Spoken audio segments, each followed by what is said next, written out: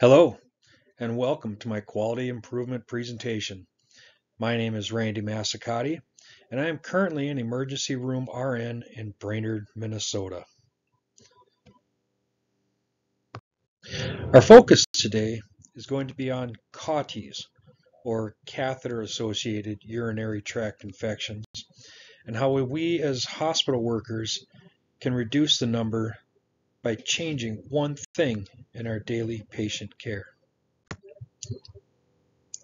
According to the National Institutes of Health, in 2021, CAUTIs accounted for 9% of all hospital-acquired infections. With over 700,000 HAIs in the U.S. last year, that's over 63,000 catheter-associated infections.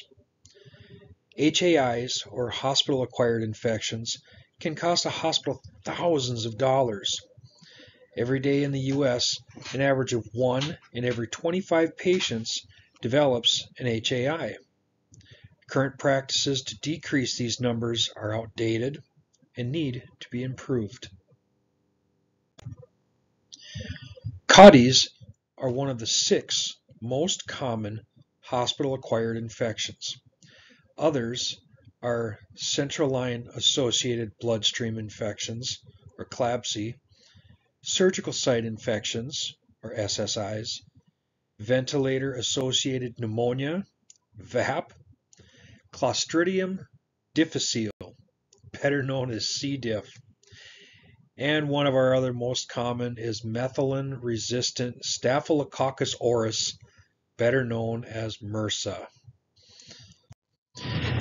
Many people like to quote Gandhi in presentations like this. Be the change you wish to see in the world. I like that one, but I also like Walt Disney. Walt said the way to get started is to quit talking and begin doing. I think we can all agree Walt was not one to sit around on his laurels. He was always looking to find or create the next great thing. And author, TED Talk speaker, and CNN analyst Mel Robbins says, it may not be easy, but it'll be worth it. 5, 4, 3, 2, 1, go.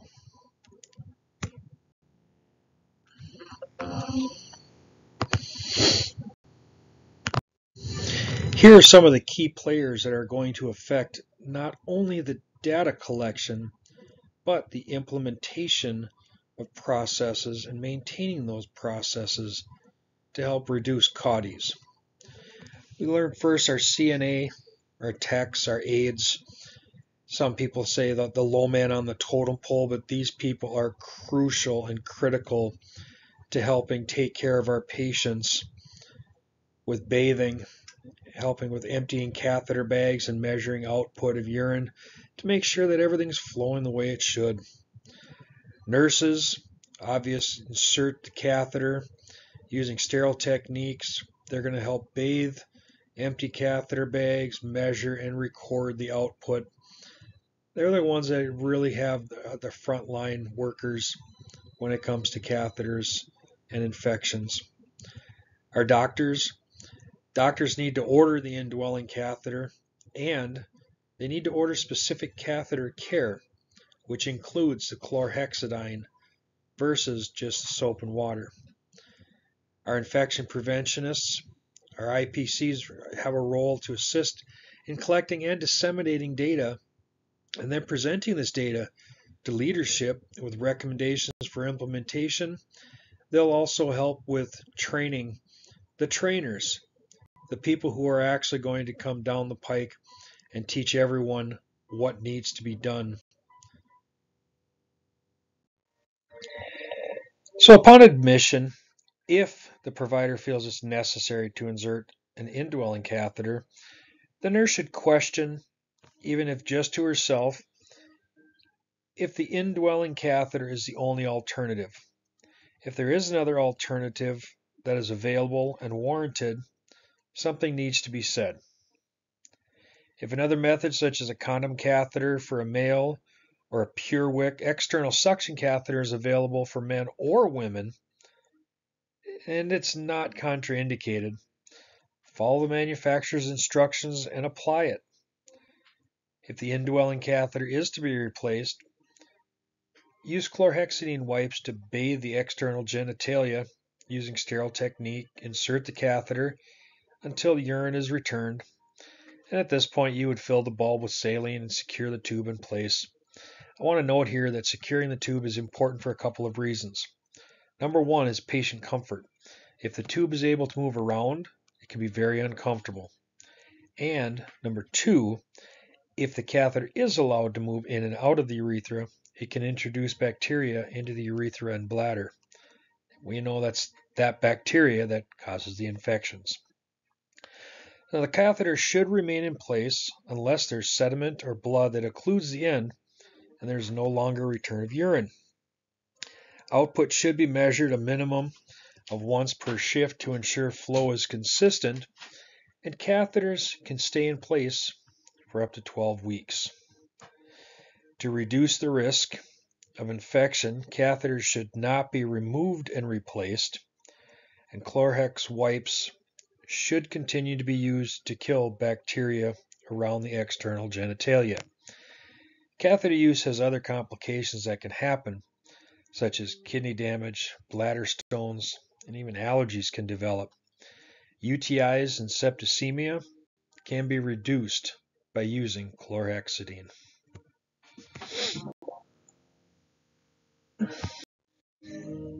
Well, I have never been a good fisherman, but I think my fishbone showing cause and effect looks pretty good.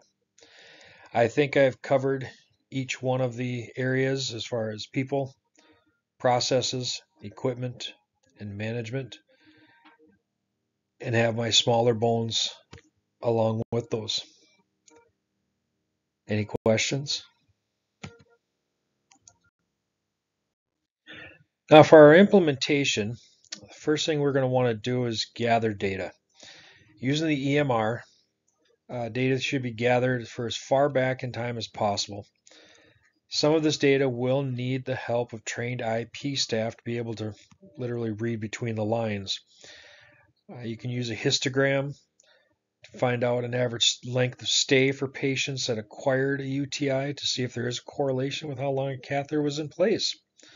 A run chart can compare over time, and a Pareto can narrow down specific causes. Running a root cause analysis can use this combination of information and more to verify current practices need to be changed. Our next steps, we need to do a PDSA. Now, for those who don't know what that is, a PDSA stands for Plan, Do, Study, and Act. We're going to want to find out a specific area. Let's concentrate on, rather than trying to gather all of the information from the whole hospital, let's concentrate on one area that has the highest amount of CAUTIs. Then we're going to train the area staff. Most likely this is going to be in the ICU. Again, going back to previous slides, having patients that are in the ICU have less variables we need to worry about as far as cleaning. The other thing we need to do is we need to hold staff accountable. We need to let them know this is only for 3 months. We need to do this the same every single time. We can't vary from it. It needs to be done the same way by every single person just for this 3 months to see if this is truly going to help our patients and our bottom line dollar. We're going to take and record data through the EMR for 3 months of using the chlorhexidine instead of soap and water. So this is going to be important with the doctors putting in specific orders that we use the chlorhexidine wipes instead of soap and water so that that data can be properly discerned. Next, in order to get approval, we need to work along with IP staff because they are going to be our bottom dollar helpers to try and analyze all of this data that we've got to make sure that we're going in the right direction and what we're doing is going to help rather than hurt. We're going to compare and contrast the 3 months of new data to all of the existing data. And as long as, again, we held staff accountable and everybody documented and used the chlorhexidine, we can share this data with the department's managers and department heads. And as long as everybody is on board, can see the benefits, then we present it to the board of directors. Now, there's obviously going to be some costs involved, so we got to look at the cost versus benefit analysis. But I think we can see pretty easily that any cost for the chlorhexidine is going to greatly outweigh the costs in comparison that each patient will have if they do end up getting an HAI. Now, this is my SMART goal. My SMART goal is simple and smart. Although this is going to be a very short study of only 3 months, there will be a 50% reduction in CAUTIs. Now I'm hoping for a 100% implementation by the nursing staff, doctors, aides to follow these and document the chlorhexidine use, as well as being able to discern any CAUTIs that were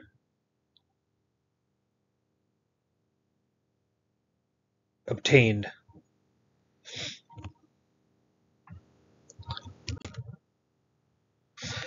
As you can see, my research included very specifically the benefits of using the chlorhexidine bath to help reduce infections.